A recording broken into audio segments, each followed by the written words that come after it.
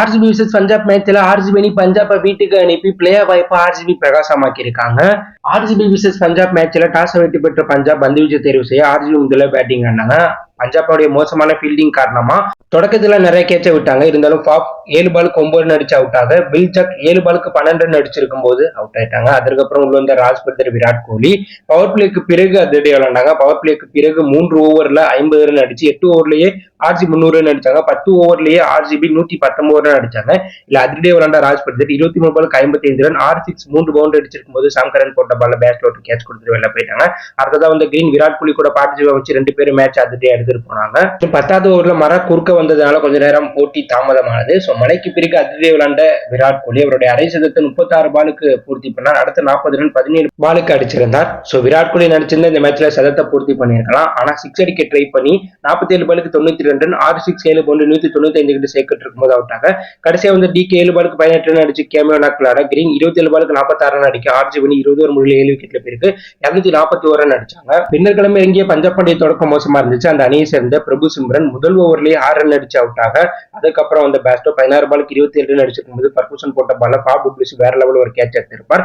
அதிலேயே விளையாண்ட ரூசோ சசாந்த் சிங் பார்ட்னர்ஷிப்பை விராட் கோலி பிரேக் பண்ணியிருப்பார். விராட் கோலி 19 பாலுக்கு 37 ரன் சசாந்த் சிங் இருக்கும்போது ஒரு வேற லெவல்ல ஒரு ரன் அவுட் பண்ணியிருப்பார். அடுத்ததான் ரூசோ 27 பாலுக்கு 61 ரன் 3 6 9 பவுண்டரி அடிச்சிருக்கும் போது கரண் சர்மா போட்ட பால வில் ஜாக்ட கேட்ச் கொடுத்துட்டு வெளில போக, அதுக்கப்புறம் வந்து வீரர்கள் சொற்பரங்கள் அவுட் ஆனாங்க. அதுக்கப்புறம் சாம்கரன் மட்டுமே 16 பாலுக்கு 22 ரன் அடிச்சாங்க. இதனால பஞ்சாப் அணி 17 ஓவர் முடிவுல 10 விக்கெட்ல பிறகு 181 ரன் அடிச்சதுனால 60 ரன் வித்தியாசத்துல ஆர்சிபி மிகப்பெரிய வெற்றி பெற்று பிளேயர் வாய்ப்பை தக்க வச்சிருக்காங்க.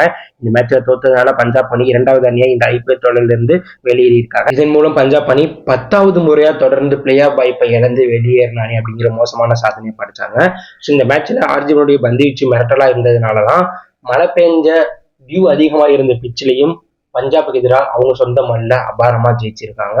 இந்த மேட்ச்ல ஆர்சிபி ஜெயிச்சது மூலம் பாண்டியாவில் 12 மேட்ச் விளையாண்டு 5 வெற்றி 7 தோல்வி பெற்று 10 புள்ளிகளோட 7வது இடத்துல இருக்காங்க.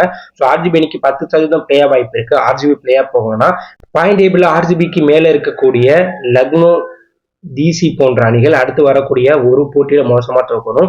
CSK அடுத்து வரக்கூடிய 2 மேட்ச்ல தோக்கணும். ஆர்சிபி அடுத்து வரக்கூடிய அனைத்து போட்டிலையும் 20 - 40 ரன் வித்தியாசத்துல ஜெயிக்கணும். அப்படி நடந்தால் ஆர்சிபி 14 புள்ளிகளோட 4வது இடம் பிடிச்சு பிளே ஆஃப் போக 10% வாய்ப்பு இருக்கு.